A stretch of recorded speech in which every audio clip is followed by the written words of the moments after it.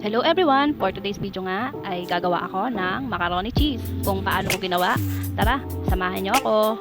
Dito nga lang pala sa aking kusina ay kukunin lang natin ang aking kakailanganing recipe. At dito nga sa ating gagawin ay ang ating elbow macaroni pasta, isang can ng mushroom, 1 can evap milk, 1 pack ng cheese, at syempre ang ating mga cheese powder, cheddar and classic lang ang aking gagamitin. At syempre ang grated mozzarella cheese. Kung makikita nyo nga dito ay Eden cheese yung aking ginamit. Kayo nang bahala kung ano yung mga cheese na gusto nyong gamitin. Pero kasi ito, mas bet ko yung Eden cheese. I-shred ko lang yan para mas mabilis siyang matunaw kapag nilagay na siya sa ating pasta. At sa isang kaserola nga ay magpapakulo na tayo ng ating pasta. Palalambutin lang natin yan guys ng ilang minuto. Sa iba ko napanood, ang ginagawa nila ay dinediretso na nila yung pasta sa gatas at doon na nila yan palalambutin. Pero kasi yung aking pasta ay medyo matigas, kaya ang ginawa ko ay sa tubig ko muna siya pakukuluin. Yung hindi naman siya lutong-luto ang gagawing pagpapakulo. Yung pag nakita nyo na ganyan na siya guys, yung medyo maluluto na siya, ay pwede na yan. Ayan. Kapag ganyan na ay pwede na nating ilagay ang gatas.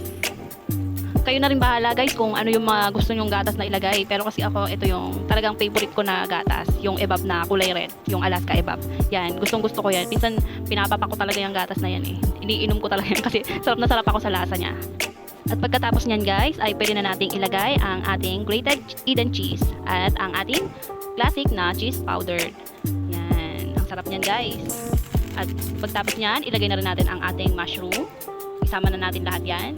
Ilagay na rin natin ang ating cheddar cheese. Napakaraming powdered cheese. Iba-iba yung flavor. Merong parmesan. Kayo na yung bahala kung anong cheese yung mga gusto nyong ilagay. Ito kasi mga favorite ko na cheese tong aking mga napili. Ayan. Halu-haluin lang natin yan.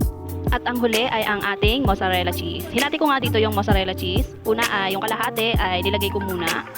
Ayan. Tapos, pag ilagay na natin lahat yan, ay haluin na natin yan. Isasama na natin yan sa iba pang mga cheese.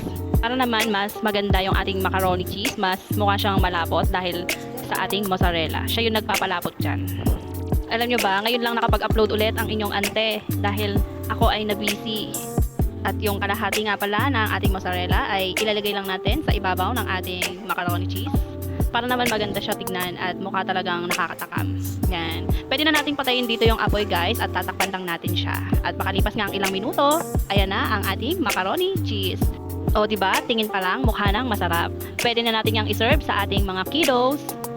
Try nyo na rin to guys na lutuin para sa inyong mga anak. Tiyak na matutuwa sila kapag ganito yung inyong niluto. At tinitiyak ko sa inyo na sa susunod magre-request pa ulit sila na magluto ng ganito. At kung umabot nga kayo sa ating last part ng video, please i-comment nyo naman kung saan nyo to napanood, kung tagasan kayo, para naman alam ko kung saan umabot ang ating video.